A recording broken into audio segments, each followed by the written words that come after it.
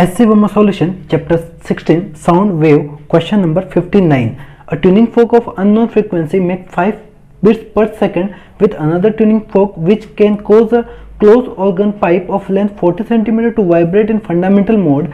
The beat frequency decreases when the tuning fork is slightly loaded with wax. Find its original frequency. The speed of the sound in air is 320 metre पर second.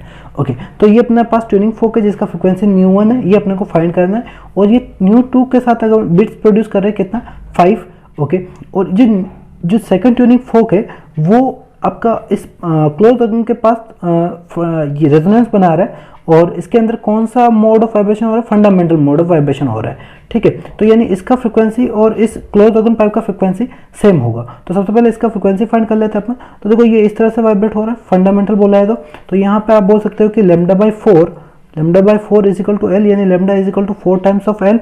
तो frequency of ये fundamental mode देखोगे तो V/4L आएगा, यानी V कितना है 320, 4 into 40 centimetre यानी 0.4. तो ये आपका फ्रीक्वेंसी आ जाएगा 200 हर्ट्ज. ठीक है, तो ये 200 हर्ट्ज किसका फ्रीक्वेंसी है, इस क्लोज ऑर्गन पाइप का. और ये कौन जनरेट कर रहा है, ये आपका ट्यूनिंग फोक, यानी न्यू 2 की फ्रीक्वेंसी आ गई अपने पास. न्यू 2 की फ्रीक्वेंसी कितनी आ गई 200, यानी सेकंड आपका जो ट्यूनिंग फोक है उसकी फ्रीक्वेंसी 200 हर्ट्ज आ गई. ओके, अब इससे आप देखो ये आपके पास 200 है.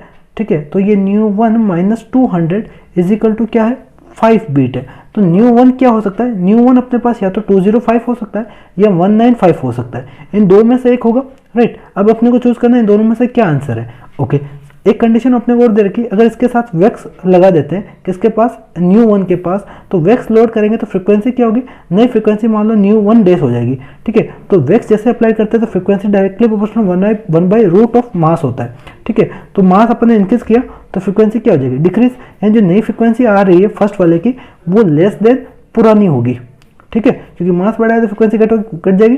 ठीक है, तो ये इससे कम होगी. और हमें क्या बोला है कि अब जो सेकंड ट्यूनिंग फोक के साथ बीट्स प्रोड्यूस कर रहे हैं वो क्या होगा, new dash minus new 2 is less than 5 होगा. ठीक है, यानी पहले 5 बीट प्रोड्यूस हो रहे हैं, अब 5 से कम होंगे. तो देखो अगर मैं 195 चूज करता हूँ आंसर, तो 195 है, तो अब न्यू 1 डेज क्या होगा लेस देन 195, यानी मैं 194 बोल देता हूँ. तो 194 माइनस 200 क्या लेस देन 5 है, यानी सही है. ओके, एक मिनट वापस देख लेते हैं, सही है. ठीक है, और अगर मैं 205 देखता हूँ तो 205 सॉरी गलत है, 194 हुआ ना, तो 194 और 200 16 आएगा ना, यानी गलत है ये.